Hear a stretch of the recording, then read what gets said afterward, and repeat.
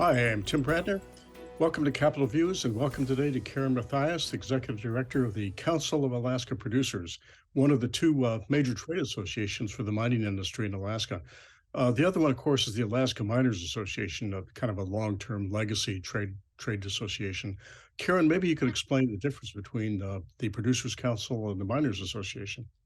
Sure. Thanks so much for having me, Tim. We work very closely with the Alaska Miners Association, and I like to think we're pretty long-termers as well. We formed in 1992, and the difference is that the Council of Alaska Producers is the trade association for the large producing metal mines and some of the advanced metal projects, and we focus only on state issues. Well, we'll probably have a separate program on the Alaska Miners Association because they have an interesting history. But Karen, generally, things are going pretty well for the mining industry, I would think. Employment has been strong, as I understand, even during the pandemic. Employment jobs in the mining industry actually grew. Maybe you could kind of tell us what's happening and give us kind of a snapshot of what mining does for the state. Sure. Yeah, the last couple of years have been very good. Mining's been a bright spot in Alaska's economy. That doesn't mean that the pandemic wasn't a challenge. And like all industries, we're dealing with labor shortages now and some supply chain challenges. But overall, almost 11,000 people employed or indirectly employed in mining. And what we think is really impressive is the regional impact. So in Fairbanks, in the city and borough of Juneau, in the Northwest Arctic borough, because there are large mines nearby, they have a major impact on local revenues that, support libraries and fire departments and snow plowing, things like that, as well as having that statewide impact. Karen, are there any recent economic data points for the industry? I recall traditionally there's been an annual report by the I guess now the McKinley group. Correct. Yep, we AMA and CAP together produced the big report last year. So we have our 2021 numbers, and we're doing an update that should be out in a few weeks.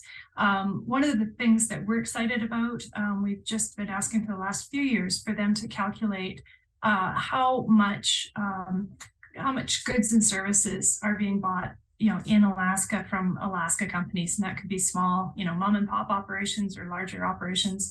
And what they found was there were over 400 Alaska businesses that do business with the mining industry, and the total amount that's spent with those businesses is $640 million at least. The McKinley Group is very careful to make sure that their data is accurate, and so it's potentially more that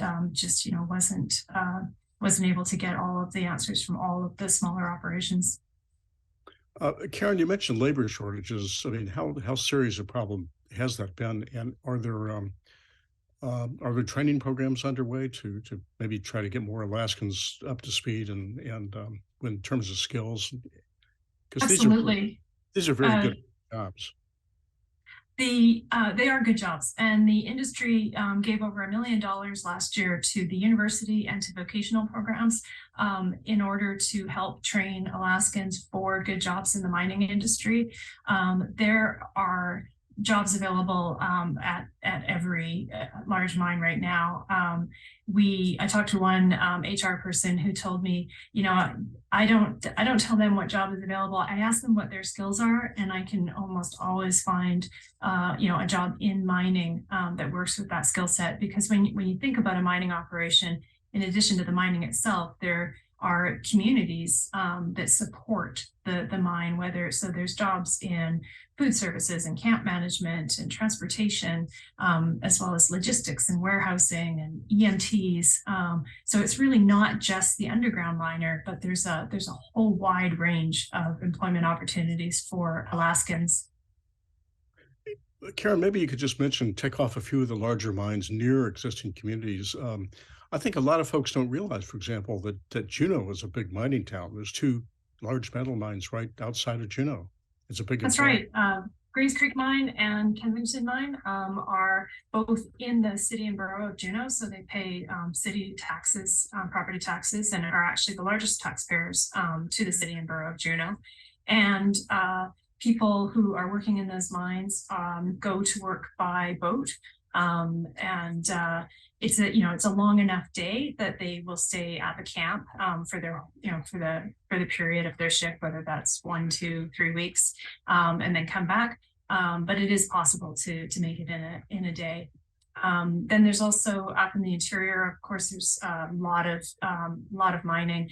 The two big mines are Fort Knox, which is just outside of the city and borough of Fairbanks North Star Borough, and Pogo Mine, which is near Delta Junction, about a 3-hour drive from Fairbanks. And then up in the Northwest Arctic Borough, there's Red Dog Mine, where over about 700 people work. More than half of them are NANA shareholders. They have a really high Alaska hire rate.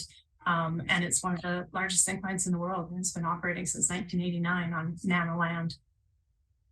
What's interesting about this to me too is how the once these mines get into operation, the companies always find more ore.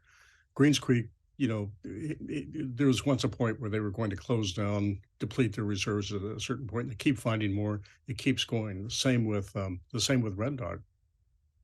That's right. There's exciting projects in the works, but we also like to remind people that the existing mines are also exploring near or adjacent to their operations.